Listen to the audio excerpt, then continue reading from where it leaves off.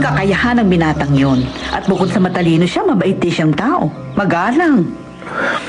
Sa tingin ko, karapat-dapat siyang magkaroon ng mas magandang kinabukasan. Mrs. Raquelme, alam niyo naman sigurong kilala ko ang papa niyang si Mr. Simaro. Nakiusap siyang operahan kong anak niya pero ayaw ni Rafael. Natatakot si Rafael, normal lang yon. Lahat sila ganun sa simula. Pero kasama sa misyon natin ang kausapin at kumbinsihin sila.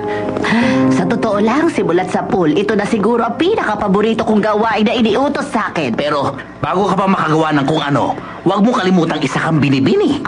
Pakiusap lang, huwag kang gagawa ng kahit na anong iskandalo. Ang kailangan natin gawin ay sundin yung pinapagawa sa atin. O hindi ba? Ha? At gawin yun ng mapayapa. May punto si Beto, Aling Candy. Kailangan makontrol ko ng sarili kahit pagalit ka sa kanya.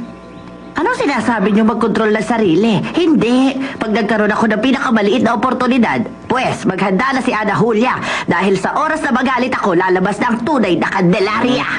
At kapag nangyari yon, sinisiguro kong ilalagay ko ang babaeng yun sa lugar na dapat niyang kalagyan.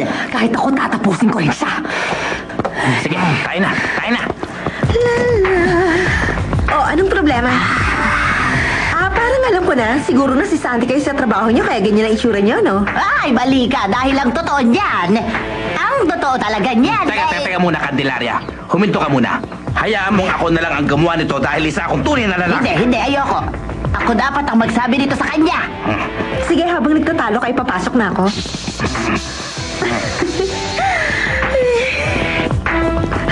Hanggang dito ka na lang ngayon, Bruhilda ka. Hindi ka na makakapasok dahil hindi ka na rito empleyada. Anong masasabi mo ron, ha? Hindi kita papapasukin. At hindi ka rin papapasukin na iba kong kasamahan. Kaya mabuti pa, umalis ka na. At kalimutan mo na ang pamamahay na ito. Huwag ka nang babalik dito kahit kailan. At bakit niyo naman ako palalayasin dito? At saka sino nag-iisip niyo ng karapatan? Sumusunod lang sila sa utos. Sir Patricio, ka na nagtatrabaho rito, Ana Julia. Hindi mo na pwedeng saktan pa ang aking anak na si Maria de Jesus. At ako pa ngayon ang nananakit kay Marichuy? Sir Patricio, tatanungin ko kayo, nakapagbukas na ba kayo ng email ninyo? Meron kasi ako natanggap na importanteng mensahe. At ano naman ang kinalaman mo sa email ko? Tatawagan ka na lang kung kailan mo pwedeng makuha ang pinakahuli mong sweldo sa opisina ng asawa ko. Bawal na siyang pumasok dito.